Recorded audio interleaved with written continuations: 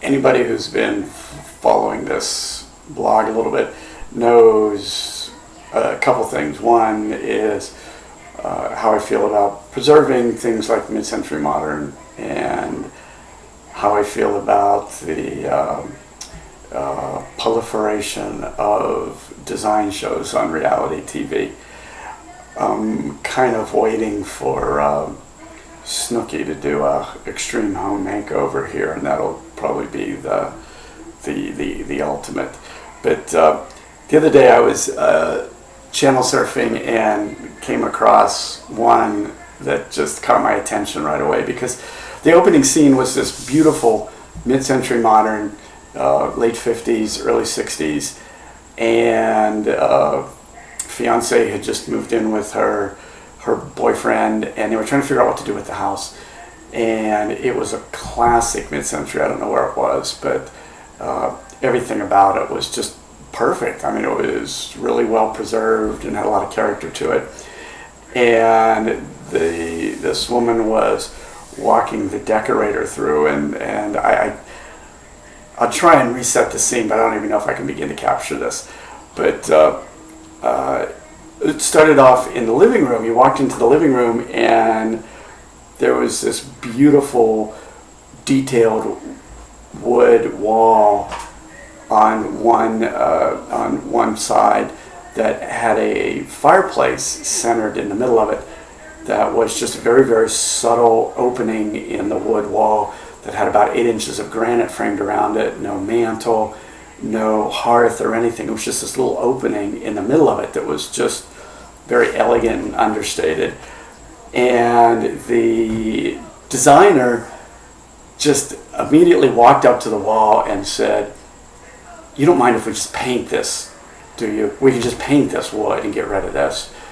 And then she looked up at the ceiling and said, you can't do recessed lighting in a residential house. That's just absolutely no good." And I was just kind of looking, thinking, these were really classic recessed round lights with a little trim around it that was just screaming 50s Hollywood. And the wall itself was just so elegant in the way that it was done. And they walked into the dining room that had a classic period kind of flying saucer lamp over the dining room table. And again, the designer was like, "Oh, this just has to go. This is no good. This just doesn't work." And granted, it may have been a little understated for the room, but still it was a very, very unique period piece that could be reused someplace.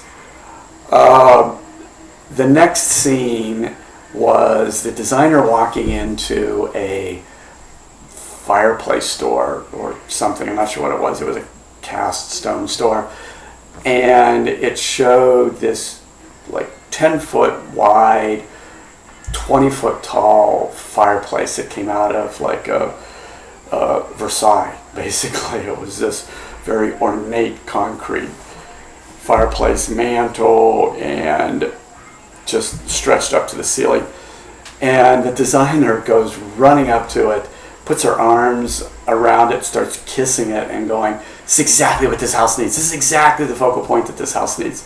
Well, it was way overscaled for the house, had nothing to do with the period of the house. And at that point I thought, you know what, I'm not watching this train wreck. There's nothing good going to come out of this.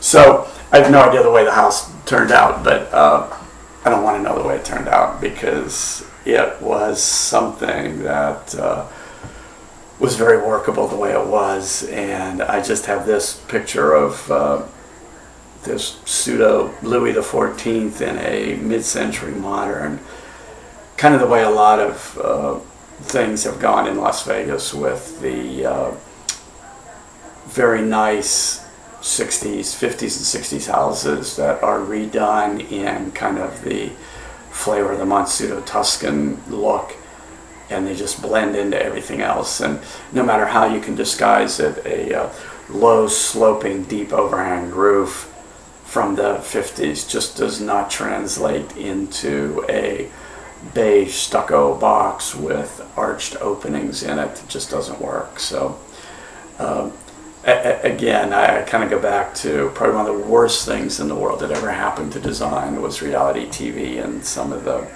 reality shows that go on with how to design a house for curb appeal or how to flip a house. It just is a crime. Unfortunately, there's no laws against it. So anyway, later